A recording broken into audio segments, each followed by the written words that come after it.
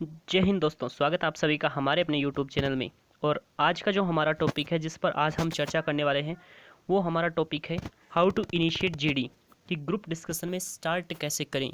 सबसे पहले तो आपका जैसे ही आप जीडी में बैठोगे तो आपको 1 मिनट मिलेगा, उसमें आपको 30 सेकंड खुद का इंट्रो बताना है और 30 सेकंड टॉपिक के बारे में बोलना है। मतलब कुल मिलाकर आपको 1 मिनट मिलेंगे। उसके बाद क्या होता है, जैसे ही जितने मतलब बच्चे होते हैं 15-20, जितने भी ग्रुप में होते हैं, 20 तो नहीं होते, 12 13 14 15 हो सकते हैं। तो जैसे ही सभी का जो इंट्रो वगैरह हो जाता है उसके बाद आपको बोला जाता है कि स्टार्ट द जीडी। उसके बाद कंडीशन ये होती है कि हम इनिशिएट कैसे करें, क्योंकि आपको पता है जो बंदा इनिशिएट करेगा उसको काफ़ी बेनिफिट मिलता है। अगर उसने अच्छे से इनिशिएट कर दिया, मतलब प्रारंभ कर दिया, तो उसका श्योर सिलेक्शन हो जाता है। और मोस्टली अगर आप जिस भी कोचिंग में जाओगे, ऑफलाइन ऑनलाइन कहीं से भी पढ़ोगे, तो वहाँ पर आपको एक ही चीज़ सिखाई जाती है कि आपको कोशिश यही करनी है कि आप जीडी को कैसे भी करके इनिशिएट कर दो। तो इनिशिएट करने के लिए मतलब इनिशिएट कोई आसान काम नहीं है। जैसे ही आपको मैंने सिखाया है या कोई ऑफलाइन वाला आपको सिखाएगा, उसी तरह से जो बाकी बच्चे होंगे 13-14, उनको भी यही सिखाया गया होगा कि जीडी को इनिशिएट कैसे करें। तो जब इनिशिएट करने के लिए सारे के सारे एक साथ बोलेंगे तो उसमें से आधे बच्चे चुप हो जाएंगे और एक दो स्टार्ट रखेंगे। उसके बाद धीरे धीरे केवल एक बच्चा ही वहाँ तक पूरा का पूरा अपने सेंटेंस को पूरा करेगा। केवल एक ही बच्चा इनिशिएट कर पाता है। अब ये कोई ज़रूरी नहीं है कि आप इनिशिएट करोगे तो आपका सिलेक्शन हो जाएगा, और अगर इनिशिएट ना कर पाए तो आपका सिलेक्शन नहीं होगा। क्योंकि जैसे उस ग्रुप में बच्चे होते हैं 13-14 में से, उसमें केवल एक बच्चा इनिशिएट कर पाता है, बाकी सारे बाद में ही बोलते हैं। तो कोई ये नहीं है कि एक का सिलेक्शन होगा, बाकी 13 जो बच गए वो आउट हो जाएंगे। सिलेक्शन तो लगभग सभी का हो जाएगा, लेकिन जो इनिशिएट करने वाला है उसको थोड़े ज़्यादा बेनिफिट मिल जाएंगे।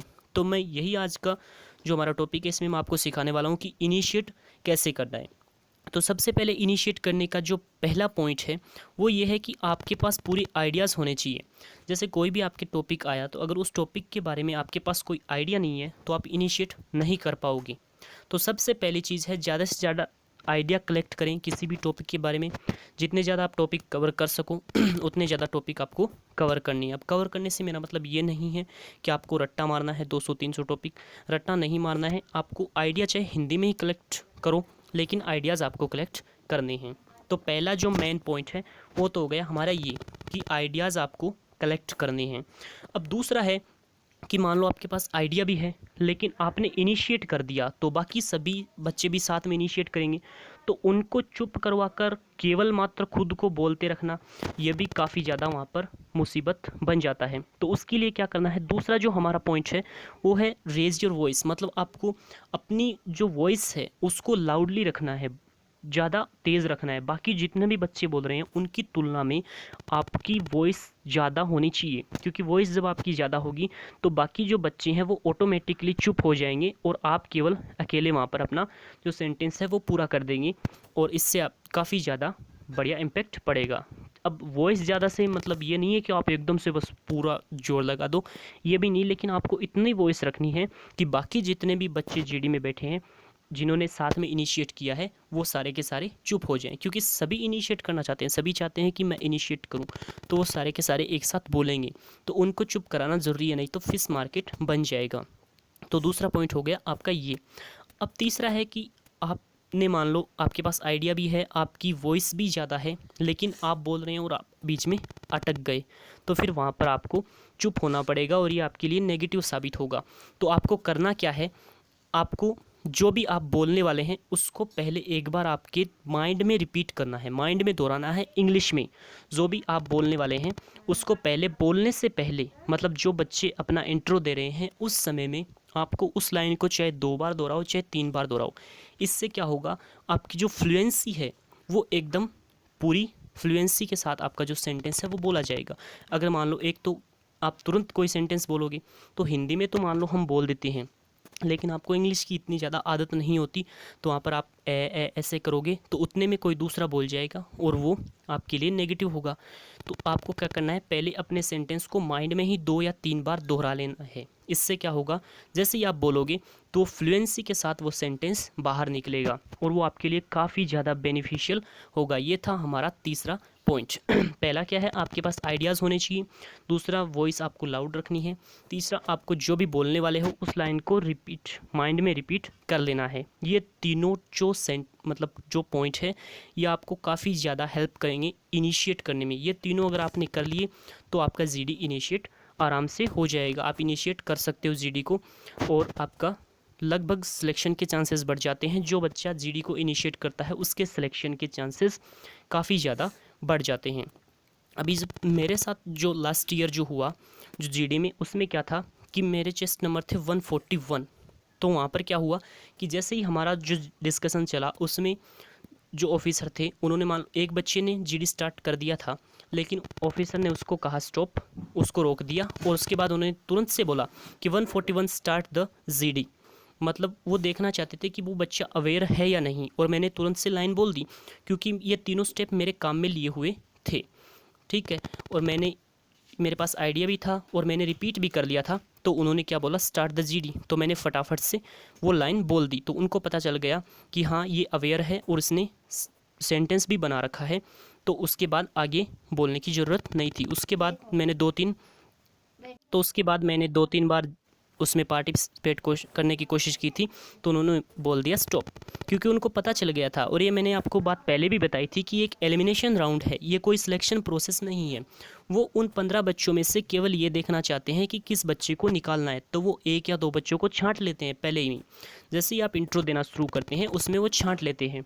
और एक चीज़ और, इसमें ग्रामर का कोई इशू नहीं है। अगर आपको ग्रामर नहीं आ रहा, आप वॉज की जगह इज़ लगा रहे हो, इसकी जगह आर लगा रहे हो, नो प्रॉब्लम, जीडी आराम से क्लियर हो जाएगा। बस आप तीनों स्टेप को ध्यान में रखिएगा इनिशिएट करने के लिए। इनिशिएट करने वाले को बिल्कुल बेनिफिट मिलेगा, क्योंकि वो आपकी लीडरशिप क्वालिटी को दर्शा रहा है कि इतने 15 बच्चों में से आपने केवल एक में ही इनिशिएट करने की क्षमता है, तो श्योर सिलेक्शन तो है ही। तो इसके लिए आपके पास जो क्वालिटीज़ हैं वो भी तो होनी चाहिए। कोई इनिशिएट करना मामूली बात तो है नहीं, सभी इनिशिएट करेंगे। लगभग इनिशिएट बच्चे करते ही करते हैं। 13-14 है मान लो, उनमें से 1-2 के पास आइडियाज़ नहीं होते, लेकिन बाकी 13-14 एक साथ स्टार्ट करते ही करते हैं। उनमें बाकी 12-13 को चुप करवा कर खुद की बात को उनके सामने रखना बहुत ज़्यादा मुसीबत का काम है। तो ये तीनों स्टेप आपके काम आएंगे। आइडिया होना चाहिए, आवाज़ को तेज़ रखना है, ऊंचा रखना है और पहले रिपीट कर लेना है। ये जो लास्ट जो पॉइंट है ये काफ़ी बेनिफिट पहुंचाएगा आपको जीडी में। अगर आप इंट्रोडक्शन में बोलना चाह रहे हैं तो जब बाकी 2-3 बच्चे बोल रहे हैं तो उसमें क्या करना है, आपको अपने जो पॉइंट हैं उनको 2-3 बार रिपीट कर लेना है माइंड में। जो इंट्रो बोलेंगे आप उनको रिपीट कर लेना। तो यही था आज का जो हमारा पॉइंट, जो पूरा का पूरा टॉपिक था यही था कि how to initiate the GD, initiate कैसे करना है जीडी को। क्योंकि इसके आई थिंक 5 या जो ऐसे कुछ बोलते हैं कि 25 नंबर का जीडी होता है, उसमें आपको इनिशिएट करने के 5 नंबर मिलते हैं।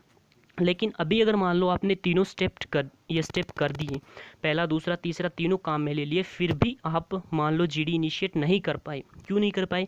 क्योंकि आपके जो साथ जो 2-3 बच्चे बोल रहे हैं वो भी बोल रहे हैं और साथ में आप भी बोल रहे हैं। तो उस कंडीशन में आपको क्या करना है, आपको चुप हो जाना है, क्योंकि तीनों आउट हो जाओगे अगर फिश मार्केट बना तो। उस कंडीशन में आपको चुप हो जाना है और बाकी बच्चों को बोलने देना है। क्योंकि अगर मान लो वो चुप नहीं हुए तो फिर तीनों के लिए नेगेटिव इम्पैक्ट होगा, तीनों आउट होगी। उससे अच्छा है जो 2 या 3 बोल रहे हैं उनको आउट हो जाने दो, खुद चुप हो जाओ। अब ये कोई कंपलसरी नहीं है कि आपने इनिशिएट किया है तो ही सिलेक्शन होगा, इनिशिएट नहीं कर पाए तो सिलेक्शन नहीं होगा। ठीक है, अगर इनिशिएट कर पाए तो सिलेक्शन के चांसेस थोड़े बढ़ जाते हैं, ये मैं कहना चाह रहा हूँ यहाँ की। पर मैं ये नहीं कहना चाह रहा कि इनिशिएट करने से ही आपका सिलेक्शन होगा, बाकी सारे आउट हो जाएंगे। अगर ऐसा होता तो 15 के बैच में केवल एक बच्चा सेलेक्ट होता, बाकी सारे आउट होते। तो आपको कोशिश करनी है इनिशिएट कर पाए। अगर कोशिश में विफल हो गए तो कोई प्रॉब्लम नहीं, आपको बाद में आइडियाज़ अपना रख देना है। ये था आज का हमारा वीडियो। अगर वीडियो अच्छा लगा है तो ज़्यादा से ज़्यादा शेयर करना है और लाइक ज़रूर करें। अगर ये चैनल आपको हेल्पफुल लग रहा है तो चैनल को सब्सक्राइब जरूर करें। इसी तरह के मैं वीडियोस आपके लिए लेकर आता रहूँगा। और मैंने आपको बोला था कि एक Q&A वीडियो मैं आपके लिए लेकर आ रहा हूँ, जो जीडी के रिगार्डिंग आपके जो भी क्वेश्चन हो, जो भी डाउट हो कि जीडी में कितनी बार बोलें और इंट्रो वगैरह कैसे दें, कितने सेकंड का खुद का इंट्रो तैयार करें, इस टाइप के जो भी क्वेश्चन आपके माइंड में आ रहे हैं जीडी से रिगार्डिंग, पीएफटी से रिगार्डिंग, SRT DFT से रिगार्डिंग जो भी क्वेश्चन हो वो कमेंट में लिख दीजिए, या मेरे टेलीग्राम का लिंक है उस पर मैं PDF वगैरह शेयर करता रहता हूँ, तो उसमें जाके आप लिख सकते हैं, या फिर मैं अपने इंस्टाग्राम का लिंक डिस्क्रिप्शन में डाल रहा हूँ, उसमें आप लिख सकते हैं। मैं पूरा वीडियो बना दूंगा, पूरा डिटेल में आपको समझा दूंगा। ठीक है, तो thank you for watching this video.